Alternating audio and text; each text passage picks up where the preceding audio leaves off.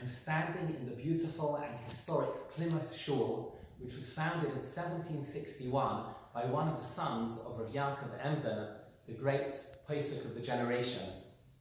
And this shul has been going since then.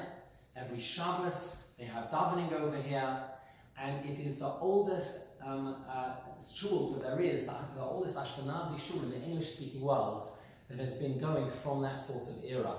It's incredible, it's beautiful. Imagine how many tefillas there have been inside these walls over the last few centuries. Last Shabbos we had what one might say a little visit from the Bal Shem Tov over here. You see, I came here especially because I heard that there were still services here in this shul, Orthodox services. I didn't realize that they don't get a minyan. They still have tefillos over here, but they haven't had a minyan for already approximately 2 years. So I was here and I was hoping somehow there'd be a minyan, but people told me it's impossible. We were here, different people started walking in. There was one man who came to shul for the first time in 5 years. He woke up Shabbos morning and he decided, you know what, I'd like to go to shul again. I came there 5 years ago and I'd like to go again. And we were doing well, and one by one there was another year coming through the doors. But we were only up to 9. And it was about to be Kriyas HaTorah. And Baruch Hashem, for decades and decades, I haven't missed a single word of Kriyas HaTorah with a minyan, Baruch Hashem. And we were up to 9, and I said, listen, let's stop over here. I said, is there any way anyone else can come? They said, very, very unlikely. Everybody's here. But the Bal Shem Tov says that whenever you have 9, there'll always be a 10th. So I said, let me make my drosha now instead of making it later before Musaf, and let's see what happens. And so I was standing here, and I gave a short Dvar Torah, Parshas Vayetze, and in walks another Yid, and we couldn't believe it, and we were able to take out the Sefer Torah here for the first time in ages, and we had a proper Kriyas HaTorah, a proper laning, and proper tefillos, for the rest of davening. Amazing haftacha. Why is it that this shul is still in existence when there are so many other shuls from that sort of era that unfortunately are no longer in existence?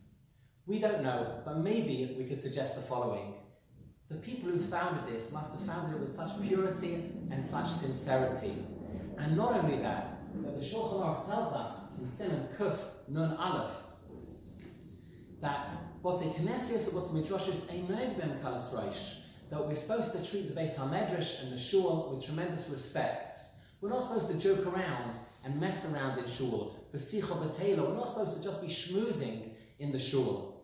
And the Mishnah Berurah brings the Sefer Mitzvahs Koton that says that as a result of people joking around in shul, schmoozing in shul, there were many shuls, chas v'sholom, that have changed to places of idolatry. And we know all over England there were other shuls that nowadays it's not Hashem who's worshipped in these places anymore, but there are other things which are going on, other religions which have taken them over, or other businesses that have taken them over. And we don't know what's been going on here over the last few centuries, but maybe it's because they were really careful with the Kedushas Beis HaKnesses.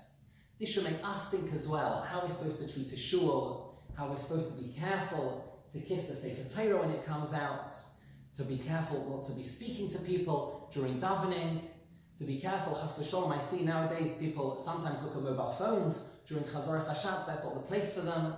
And Be'ezras Hashem, in the merit of treating a shul the way that we're supposed to, giving kavod to Hashem and appreciating the Kedusha of the Beis HaKnesses, may all of our shuls, Be'ezras Hashem, endure longevity until the ultimate day when, as Chazal tell us, they will all be lifted up and replanted in Eretz Yisrael with the Geula, with Mashiach Tzidkenu, and Her of Yomein.